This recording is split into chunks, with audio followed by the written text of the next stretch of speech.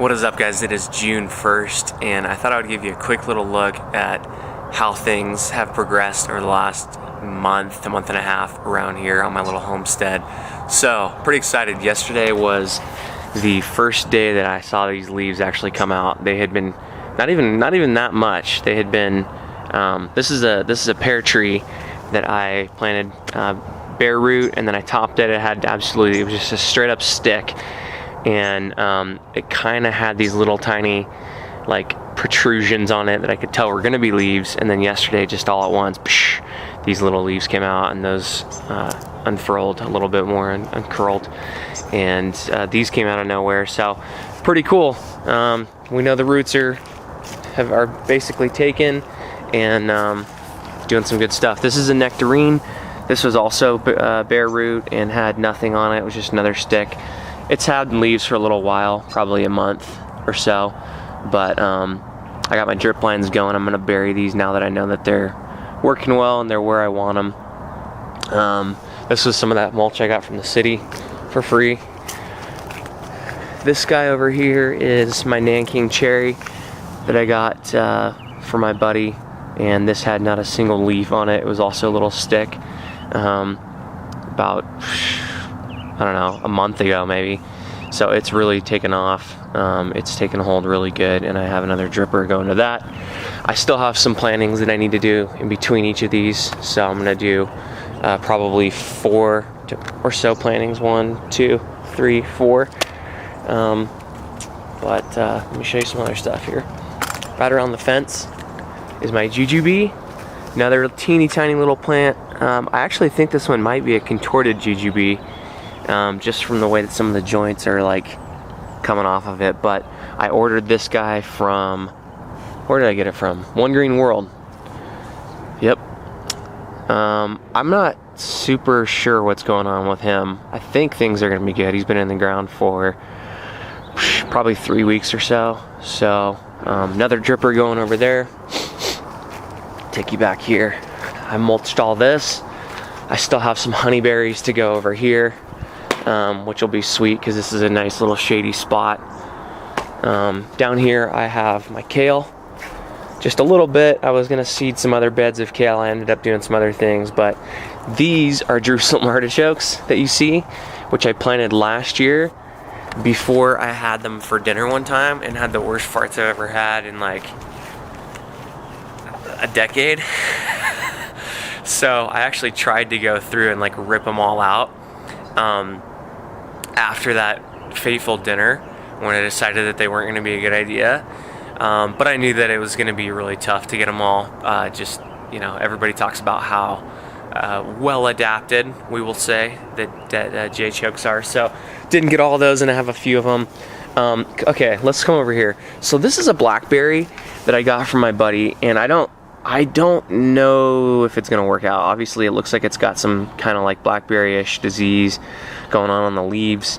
So maybe it wasn't the best start for me to plant anyway. It's always been a little bit more like crumpled up, but these leaves are starting to come back a little bit, so I'm kind of optimistic. This I don't think is ever gonna do anything. This is the top. This is where I topped the Nectarine Tree.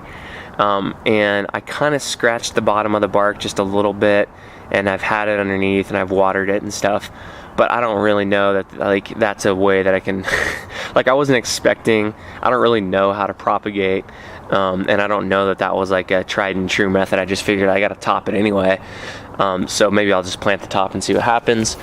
These 2 pots are kind of the same thing. When I planted the Jujube, the roots were just an insane ball, so I ended up trimming a couple pieces off the roots, and I figured I might as well plant them, put them in the sun and water them. This is a buffalo berry that was just a teeny stick without any leaves. I planted bare root a month or so ago. This right here is an almond shrub.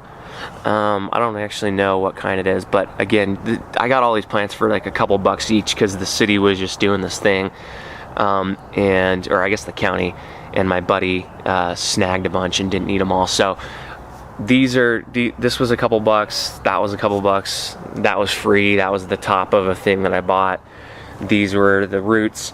Comfrey starts. So these are some starts I got from a buddy for free.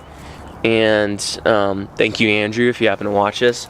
I'm gonna put those next to all my trees because they're dynamic accumulators, and they're gonna do some good things for kind of being the free way to bring up nutrients that otherwise wouldn't be accessible. So here's another blackberry start. Look at the difference between this one and that one. Yeah, so this guy obviously has taken hold and doing well.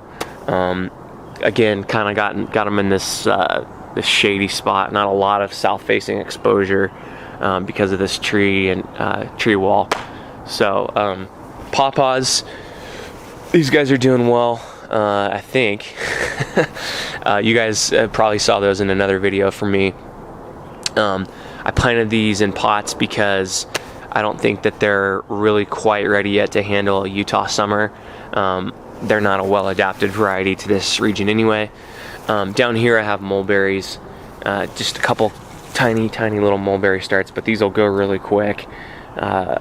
So I got these were $10 for both of them from Rare Seeds from Baker Creek. So, or Baker Creek. I think it's just Baker Seeds actually. Anyway, so there's a look at some of what I got going on. Let me show you over here really quickly. Here are my ants. I've been growing them for, I don't know, probably like 90 days or so. No, I'm just kidding. These are little sunflowers that we planted with my daughter from just like a silly little like kid sunflower pack from a store. And those are doing decent, getting a lot of sun here. In here, I just kind of wanted to show you guys one failure. I seeded a bunch of like lettuce, a ton of lettuce, and a ton of like spinach and stuff. All this stuff started coming up, and I swore it was going to be lettuce when it was like this big, and then it turned into just this regular like Bermuda grass or whatever this stuff is. And obviously it's not what I planted. So it's just kind of filled in with weeds. Down here I think you can see I had some spinach. It's now bolting. It just teeny tiny, like a couple little things of spinach. They got hammered. I don't know, that just, my little greens didn't do very well over here. This is a south-facing deal, but I did those way back in like, I don't know, like March. So I would have thought that that was like a good thing for it at that point in time. I guess not. Barrels kicking butt. They've filled up probably 3 or 4 times, and I've drained them using that to water stuff over here. Let's go back here really quick. So here's my grapes. You guys have seen those in videos if you've watched me for any length of time. I did a video on those last year. Pruned them up really good. They were like tiny sticks, and they obviously came back huge the following few months. And then I didn't trim them quite as much this year because I wanted to leave plenty of 1-year-old wood on, and you can see that there's a lot of potential grapes that are going to be had here. I think those are going to be grapes. I actually can't tell. They kind of look like they are just the blooms or something. But anyway, these are doing really well. I as you can tell, I know very little about them. I've never actually taken a yield off of these. And I think that's basically just because I haven't watered them super good.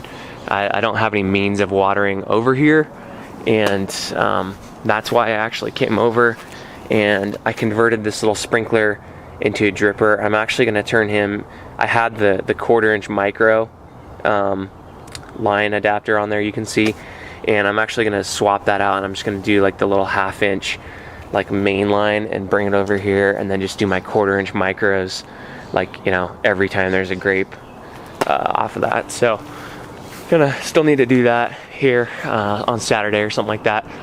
Apples, we're to the apple tree now. Apples are doing really good. You can see underneath here it's like thinning time in a big way, and I don't know exactly how much I'm gonna be able to do, but you can see this is a grafted apple tree.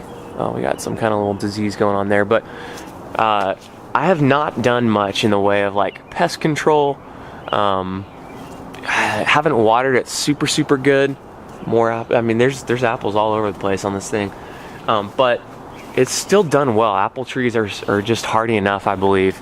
Let me see if I can get you a couple close-up shots here. I know the light's not great, but there's some pretty good sized fruit on here already. There you go, there's one. Look at that puppy. I mean, that's a golf ball sized apple here June 1st, so we got a long way to go. And I'm feeling good about these. But yeah, these usually get fairly munched on by the birds. I have a lot of suckers going on down here, and that's actually because I want to try to propagate those. So in the fall, I should have done it last year, but in the fall I'm going to dig all these out, and I'm going to actually try to propagate and possibly graft, like maybe propagate, like pull them out in the fall and repot them, and then see if I can graft on some scion wood from this grafted part of my apple tree over there, because those are my favorite apples. But anyway, the one thing with the apple tree that here's a couple more, and these are from this other branch. This is the graft right here. I actually don't know what varieties they are. I think it's like Gala over here. It's like a pinkish apple over here. And then this is like maybe a granny. It's a really green, pretty tart apple. Still super tasty if you pick them right, or if you want to pie them or something like that. But this is a good little tree, and obviously it's still got really vigorous roots. You know, I can pull them out, but then again, like, I don't want the true root stock. I'd rather try to graft in some scion wood from this graft right here to kind of practice that and see what I can do. Anyway, we'll bring you back here. So this is a Jujube. This is a Goji berry that I planted. It looks super haggard. It's looked like this pretty much since like the second day I planted it, except for, you notice right here how there's like that little stretch of green. I think this guy might still come back, because I've watered it really good. I've kept it really moist. It's getting plenty of sun. I don't know what else I could have done, and we'll just see. Time will tell. Scooting on over here, I have berries. This is one berry. You can see it's fruiting a little bit this year. I got these in the ground last year, but I have a berry there. I have an enormous lemon balm that needs to be trimmed or split. The first like 300 people that email me, I'll mail you guys a little cutting of that. No, I'm just kidding. But seriously, like, this thing could be divided a million times. It smells awesome. You can dry it out for tea. It's clearly like doing really well in this spot for me for whatever reason. The sun is coming out of, it's basically getting that much sun.